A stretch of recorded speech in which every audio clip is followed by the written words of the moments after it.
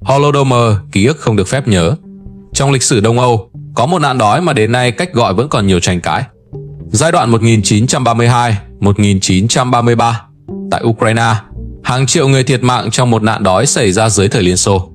Theo cách nhìn của Ukraine, đây không chỉ là thảm họa kinh tế hay thiên tai, mà gắn liền với các chính sách tập thể hóa cưỡng bức của nhà nước thời kỳ đó.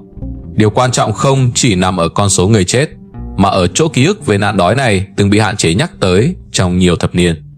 Với Ukraine, việc được nhớ và được công nhận Holodomor là một phần của quá trình xác lập bản sắc và quyền tự chủ lịch sử. Còn với Nga, cách nhìn về giai đoạn Liên Xô gắn liền với câu chuyện chiến thắng và ổn định, nên những ký ức khác biệt này thường không được chấp nhận. Chính sự khác biệt trong ký ức lịch sử ấy đã tạo ra một khoảng cách tâm lý sâu sắc giữa hai dân tộc.